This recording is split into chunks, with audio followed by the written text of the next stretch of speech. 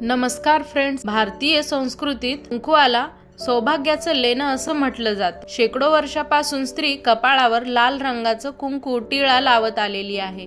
तेव्हा देवीचा नामजप करताना कुंकुमार्चन खूप महत्त्वाचे मानले जाते। कुंकुमार्चन म्हणजे काय? देवीचा नामजप करत एक एक चिमूटभर कुंकू देवीच्या चरणांपासून प्रारंभ करून तिच्या डोक्यापर्यंत वाहावे अथवा देवीचा नामजप करत तिला कुंकुवाने स्नान घालणे म्हणजेच कुंकुमार्चन होय। नवरात्रीत विशेषतः ललिता पंचमी, अष्टमीला किंवा नवमीला हा विधी आवर्जून केला जातो। घरोघरी कार्यसिद्धीसाठी, गृहशांतीसाठी कुंकुमार्चन केले जाते। कुंकुमार्चन पूजेसाठी वापरलं जाणारे कुंकू हे हळदीपासून बनवलेलं कुंकू असते। कुंकुवामध्ये देवीचे तत्व आकर्षित करण्याची प्रचंड क्षमता असते, म्हणूनच देवीला कुंकू किंवा कुंकुमार्चन अतिशय प्रिय आहे।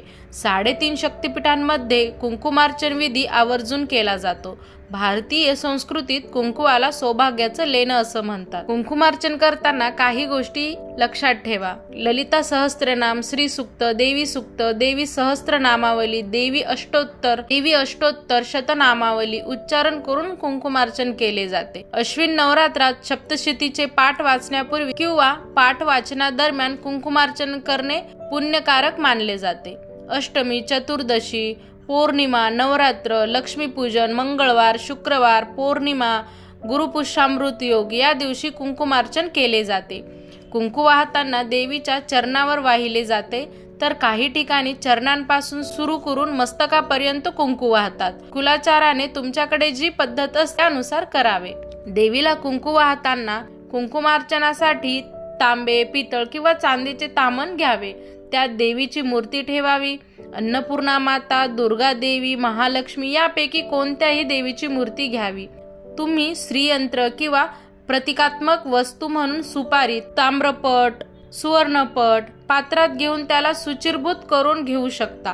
कुंकुमार्चन करताना धूप दीप लावावा। तुपाचा किंवा तिळाच्या तेलाचा दिवा असावा। मंत्रजप, नामजप किंवा नामावली पूर्ण झाल्यावर देवीची आरती करून मनोकामना करावी। कुंकुमार्चन करून अर्पण केलेले कुंकू एका डब्बीत ठेवावे। हे कुंकू अतिशय पवित्र मानले जाते, त्यामुळे डबी स्वच्छ आणि मोठी असावी। कुंकुमार्चन पूजेत देवीला अर्पण केलेले कुंकू देवीचा प्रसाद म्हणून नातेवाईक, इतर मित्र परिवार यांना द्यावे। अत्यंत महत्त्वाचे म्हणजे हे कुंकू पुन्हा देवपूजेत अजिबात वापरू नये। ते रोज कपाळाला किंवा सिंदूर म्हणून वापरणे उत्तम आहे। त्यामुळे देवीचा आशीर्वाद सदैव आपल्या सोबत राहतो आणि आपली कामे पटापट होतात। कुंकुवामध्ये देवीचे तत्व आकर्षित करण्याची क्षमता असते, म्हणूनच देवीला कुंकू किंवा कुंकुमार्चन अतिशय प्रिय आहे। कुंकू सौभाग्याचं प्रतीक आहे। ते कसे?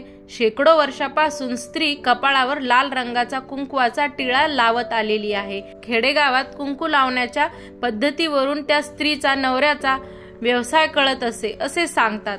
कुंकू लावण्यामुळे स्त्रीच्या चेहऱ्यात आमूलाग्र बदल होतो।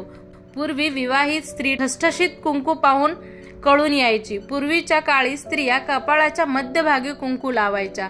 कुंकू हे जसे साज शृंगाराचे साधन असे, तसेच ते महिलांच्या सौभाग्याचेही प्रतीक आहे। कुंकू लावण्याचे वैज्ञानिक फायदे कारण सुद्धा आहे। कुंकू लावणं हा केवळ एका प्रथेचा हिस्सा नाही, तर हे स्त्रियांच्या आरोग्यावर सुद्धा परिणाम करतो। विज्ञानाच्या म्हणण्यानुसार कुंकू हे हळद किंवा लिंबू यांपासून तयार होत असल्याने त्यातील गुणधर्म ताण तणाव कमी करण्यास मदत करतात। याशिवाय मेंदू अधिक सक्रिय आणि सतर्क राहण्यास मदत मिळते। काही अभ्यासातून असे निष्कर्ष पुढे आले आहेत की कुंकुवाच्या वापराने रक्तदाब नियंत्रणात राहतो। पण एक लक्षात ठेवा, हे थेट कुंकुवामुळे होत नाही, तर कुंकू ज्या पदार्थापासून तयार होतो त्यामुळे होतो। योग विज्ञानाच्या दृष्टीने कुंकुवाचा संबंध थेट आपल्या मनाशी जोडला जातो। आज्ञाचक्र महिलांच्या मनाला नियंत्रित करते। जेव्हा आज्ञाचक्रावर दाब पडतो तेव्हा मन एकाग्र होते। आज्ञाचक्रावर स्त्रिया कुंकू लावतात, त्यामुळे त्यांचे मन एकाग्र राहते आणि डोकेदुखी कमी होते। त्यातील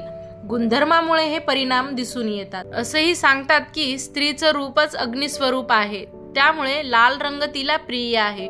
कुंकुमार्चन केल्याने स्त्री प्रसन्न होते, म्हणून देवीला कुंकुमार्चन प्रिय आहे। अशाच नवनवीन माहितींसाठी चॅनलला लाईक, शेअर आणि सबस्क्राईब करा। धन्यवाद।